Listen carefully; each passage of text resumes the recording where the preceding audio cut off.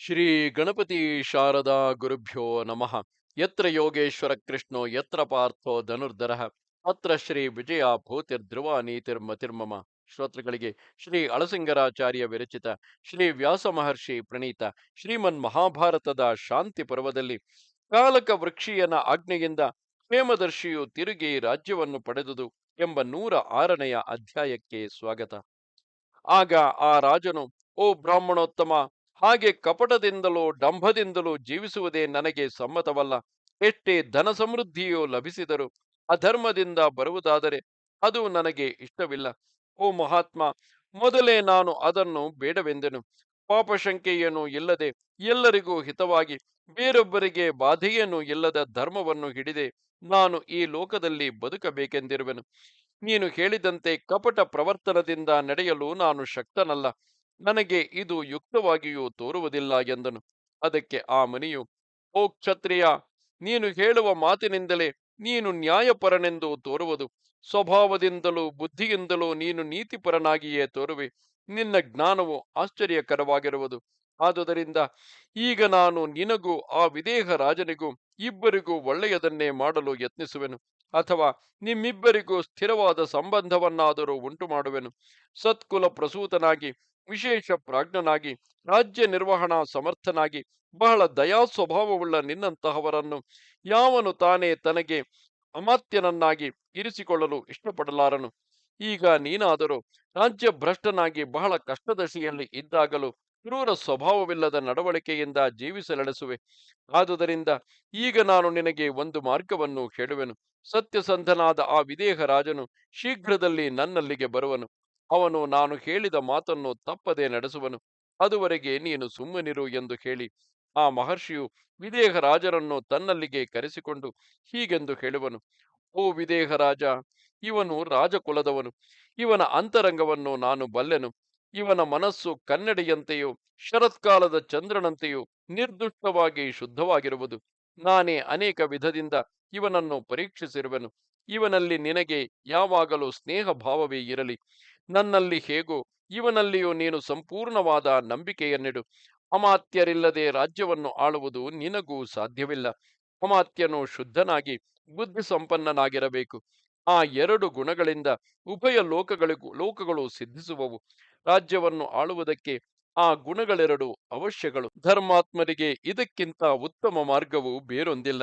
ಈ ರಾಜಪುತ್ರನು ಮಹಾತ್ಮನು, ಸಾಧುಗಳ ಮಾರ್ಗವನ್ನೇ ಅನುಸರಿಸತಕ್ಕವನು.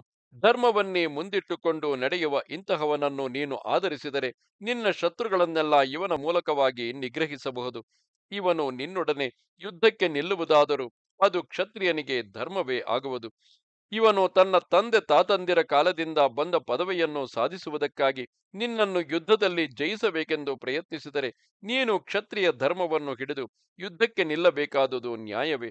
ಆದರೆ ಯುದ್ಧವಿಲ್ಲದಂತೆಯೇ ನಿಮ್ಮಿಬ್ಬರ ಹಿತಕ್ಕಾಗಿ ನಾನು ಇವನನ್ನು ನಿನ್ನ ವಶದಲ್ಲಿ ಇರಿಸಿಕೊಳ್ಳಬೇಕೆಂಬುದು ನನ್ನ ಉದ್ದೇಶವು. ನೀನು ಇವನನ್ನು ನಿನ್ನ ವಶದಲ್ಲಿ ಇರಿಸಿಕೊಳ್ಳಬೇಕೆಂಬುದು ನನ್ನ ಉದ್ದೇಶವು. ಈ ನನ್ನ ಆಜ್ಞೆಯನ್ನು ನೀನು ನಡೆಸು. ಲೋಭ ಬುದ್ಧಿಯನ್ನು ಬಿಟ್ಟು ಧರ್ಮದಲ್ಲಿ ದೃಷ್ಟಿಯಿಡು. ಕಾಮದಿಂದಾಗಲಿ ದ್ರೋಹದಿಂದಾಗಲಿ ಧರ್ಮವನ್ನು ಮೀರಿ ಹೋಗಬಾರದು. ಯಾರಿಗೂ ಯಾವಾಗಲೂ ಜಯವೇ ನಿಶ್ಚಯವಲ್ಲ. ಒಬ್ಬನಿಗೆ ಯಾವಾಗಲೂ ಅಪಜಯವೇ ಉಂಟಾಗುವುದೂ ಇಲ್ಲ. ಆದುದರಿಂದ ಜಯವೋ ಅಪಜಯವೋ ಬಂದುದನ್ನು ಅನುಭವಿಸಿಯೇ ತೀರಬೇಕು. ಒಬ್ಬನಲ್ಲಿಯೇ ಒಮ್ಮೆ ಜಯವು ಮತ್ತೊಮ್ಮೆ ಪರಾಜಯವು ಕಾಣುವವು. ಆದುದರಿಂದ ತಾನು ತಿನ್ನಬೇಕು, ಶತ್ರುವಿಗೂ ತಿನ್ನಿಸುತ್ತಿರಬೇಕು. ಹಾಗಿಲ್ಲದೆ ಶತ್ರುಗಳನ್ನು ನಿಶೇಷವಾಗಿ ಕೊಲ್ಲಬೇಕೆಂದೇ ಪ್ರಯತ್ನಿಸುವವನಿಗೆ ಮುಂದೆ ಅದೇ ದುರವಸ್ಥೆಯು ತನಗೆ ತನಗೆ ಸಂಭವಿಸಬಹುದೆಂಬ ಭಯಕ್ಕೆ ಅವಕಾಶವುಂಟು ಎಂದನು.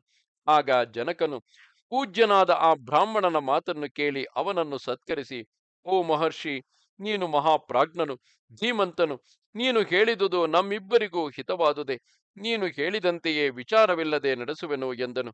ಆಮೇಲೆ ವಿದೇಹ ರಾಜನು ಕೋಸಲ ರಾಜನನ್ನು ಕರೆದು, ರಾಜೇಂದ್ರ, ನಾನು ರಾಜನೀತಿಯಿಂದಲೂ ಬುದ್ಧಿಯಿಂದಲೂ ಬಲದಿಂದಲೂ ನಿನ್ನ ಭೂಮಿಯನ್ನು ಜಯಿಸಿದೆನು. ಆದರೆ ನೀನು ನಿನ್ನ ಸುಗುಣಗಳಿಂದಲೇ ನನ್ನನ್ನು ಜಯಿಸಿದಂತಾಗಿತು.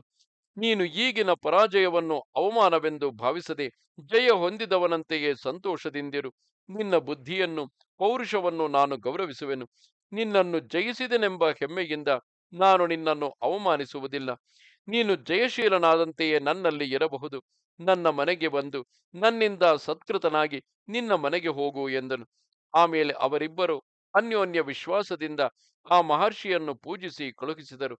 ವಿದೇಹರಾಜನು ಕೋಸಲಾಧಿಪತಿಯನ್ನು ತನ್ನ ಮನೆಗೆ ಕರೆದು ತಂದು ಅರ್ಘ್ಯ ಪಾದ್ಯಾದಿಗಳಿಂದಲೂ ಮಧುಪರ್ಕದಿಂದಲೂ ಪೂಜಿಸಿದನು. ಅವನಿಗೆ ತನ್ನ ಮಗಳನ್ನು ಕೊಟ್ಟು ವಿವಾಹ ಮಾಡಿ ಅನೇಕ ಧನ ರತ್ನಾದಿಗಳನ್ನು ಬಳುವಳಿಯಾಗಿ ಕೊಟ್ಟನು. ಆದುದರಿಂದ ಓ ಧರ್ಮಪುತ್ರ, ರಾಜರಿಗೆ ಸಂಧಿಯೇ ಉತ್ತಮ ಧರ್ಮವು. ಜಯ ಪರಾಜಯಗಳೆರಡು ರಾಜರಿಗೆ ಸಮಾನವಾಗಿಯೇ ಬರುವವು ಎಂದನು.